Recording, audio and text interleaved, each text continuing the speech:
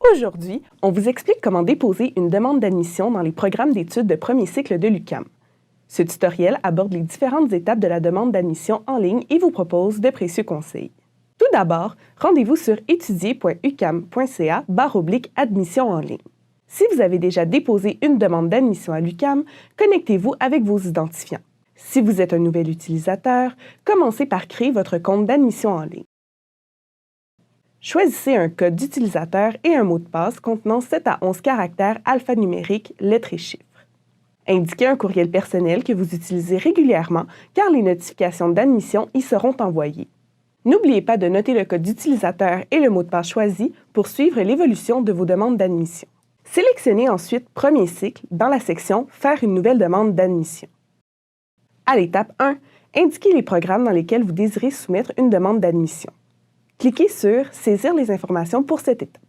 Choisissez le trimestre auquel vous désirez débuter vos études. Ensuite, indiquez les programmes choisis en inscrivant les codes de ces derniers. Vous trouverez les codes de programme en cliquant sur « Liste des programmes et des dates limites ». Indiquez si vous comptez poursuivre votre cheminement à temps complet ou à temps partiel, puis validez votre choix. Le nom du programme choisi s'affichera.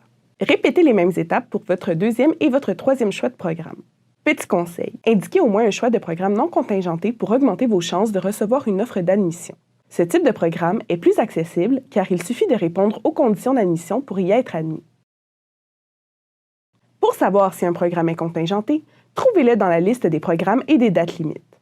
L'astérisque signifie que le programme est contingenté. Il est important de savoir que tous les choix de programme sont traités et que vous recevrez une décision d'admission pour chaque programme indiqué. Ainsi, l'ordre des choix n'a pas d'importance. Une fois cette section remplie, enregistrez. Dans le cas où vous désirez modifier les informations d'une étape, retournez sur le menu principal et cliquez sur « Modifier ces informations ». La deuxième étape consiste à compléter les informations d'identification. À noter que le numéro d'assurance sociale n'est pas obligatoire. Ensuite, poursuivez à la troisième étape qui concerne votre adresse et votre numéro de téléphone. À l'étape 4, complétez les informations relatives à vos acquis qui serviront à analyser votre admissibilité dans les programmes choisis. Si vous avez fait des études secondaires ou collégiales au Québec, commencez par inscrire votre code permanent du ministère de l'Éducation. Ce code se trouve habituellement sur vos documents officiels comme les relevés de notes.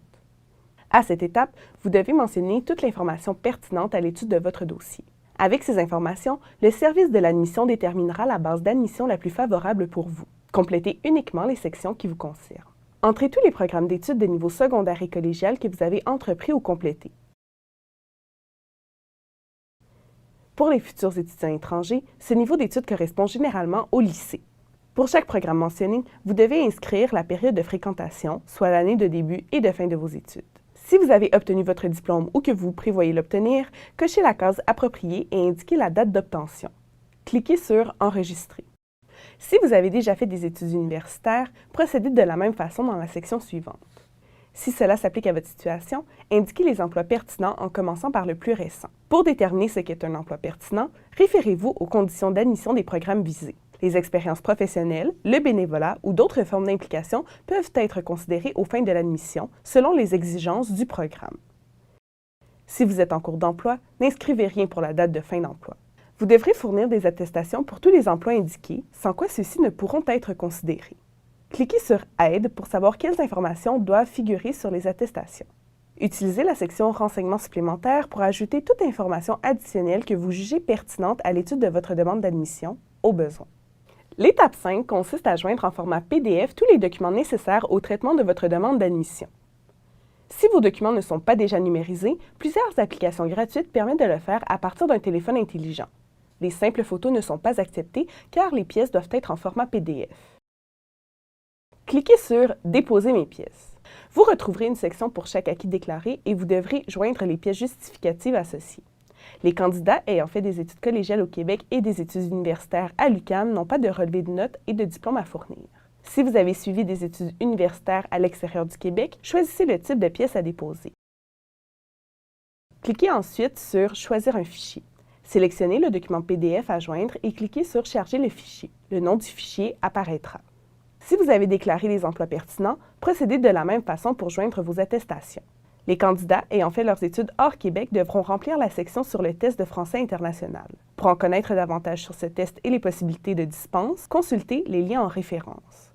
Afin d'accélérer le traitement de votre demande, les pièces doivent idéalement être jointes au moment du dépôt de la demande. Si vous n'avez pas toutes les pièces requises en votre possession, il est possible de les fournir dans les jours suivants, et ce, tant que le dossier est en traitement.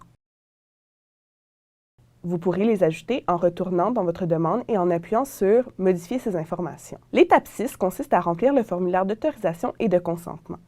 Après avoir pris connaissance des informations et avoir coché les cases appropriées, cliquez sur « Enregistrer ».